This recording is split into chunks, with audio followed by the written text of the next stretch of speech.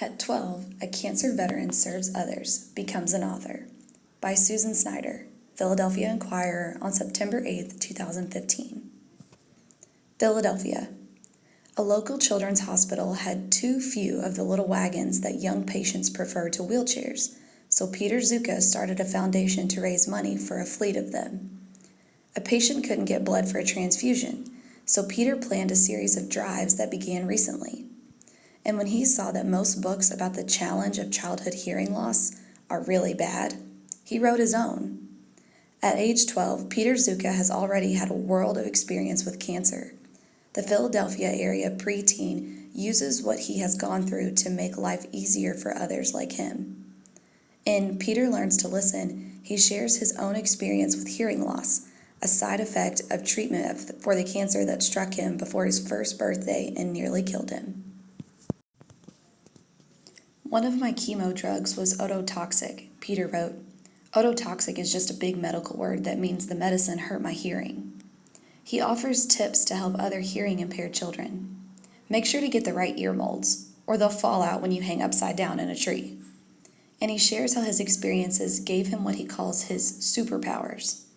His teachers wear microphones that project their voices into his hearing aids.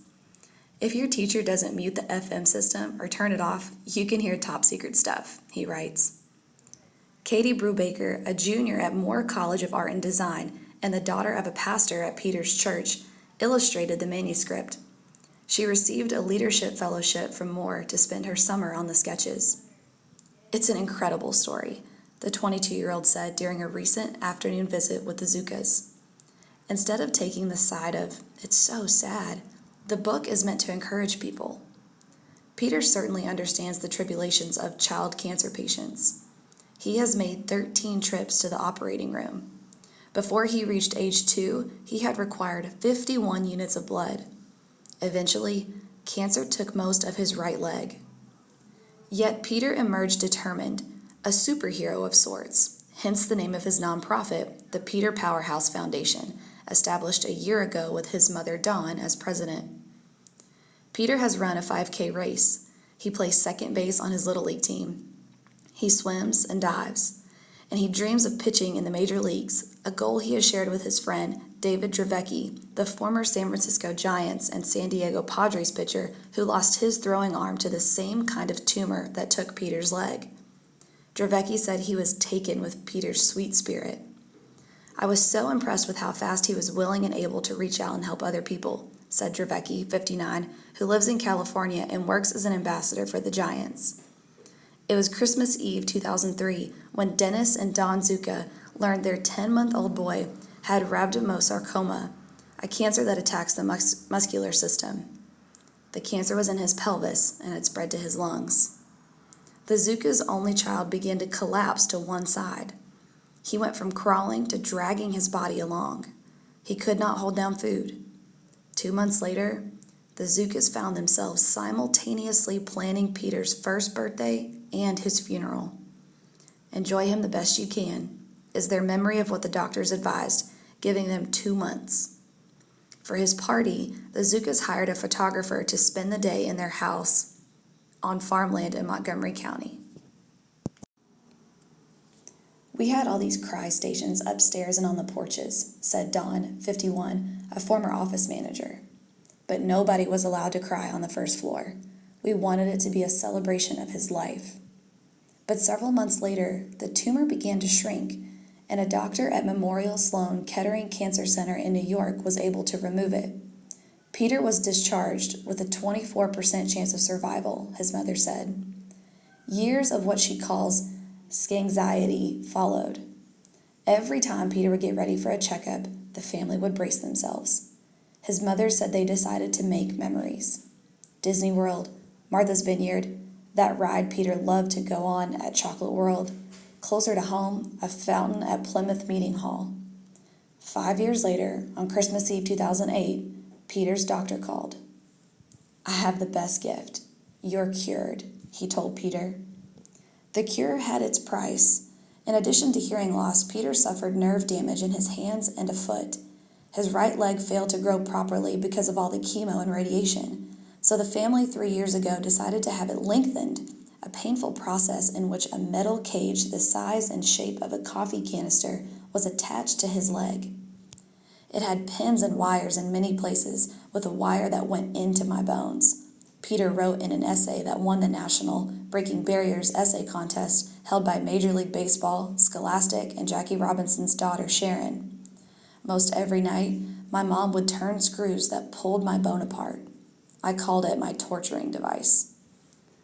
In November 2012, the device came off, and just as Peter was learning to walk again, a lump was discovered in the leg. His mother said the tumor was different from his original cancer. For the first time, Dennis and Don Zuka were at odds over what to do: lose the leg or risk losing the boy. Don pleaded for amputation. Dennis relented. "At that point, your hand is forced," said Dennis, 54, who works in facilities management for a pharmaceutical firm. "You have to pick your poison." Several months before he lost his right leg, Peter had met Dravecki when the former major leaguer came to speak at a nearby church. Since amputation of his left arm, Dravecki had become a motivational speaker, helping families cope with disease through a ministry he runs with his wife. He gave the Zukas his card in case Peter needed him. At the time, the Zukas could not figure out why Peter would need Dravecki. Dravecki talked to Peter before and after the surgery, helping him through the phantom pains that can come with limb loss and facing that first day back at school. Don sent Dravecki a picture of Peter, in shorts, his prosthetic leg in full view, just before he left for school. "I thought, dude, that is so bold and so courageous to enter into this new environment totally exposed and willing to take the risk," Dravecki recalled. "It wasn't easy." Peter writes, "For a while after that, I was sad most of the time." The hardest part still, Peter said recently, is not being able to play the same way. He has turned his focus to others. When a nurse at Nemours Alfred I DuPont Hospital for Children mentioned that a girl who needed a wagon for a blood draw didn't have one, Peter recalled how he used to shoot his doctors with squirt guns, a playful respite from all the needles and probing. "We have to buy them some wagons," Peter told his mother. They called a lawyer who had been a patient with Peter at Sloan Kettering. She referred them to a colleague at the Duane Morris law firm in Philadelphia, which performed the work pro bono. The foundation has raised about $65,000, enough to buy 100 wagons for DuPont and a pair of cinema vision goggles that allows children to watch movies when they get MRIs instead of being sedated. Each pair cost $48,000, and Peter's hoping to raise enough for several more. Peter, who will head to middle school in the fall, still goes for annual scans. So far, so good, his mother says. As for his future, he dreams of Princeton and computer programming. On a recent afternoon, all he could think about was getting started on a play date. He was fidgeting, asking his mother when the interviewer would be over. Peter Powerhouse needed some time for fun. "I was thinking we'd play basketball."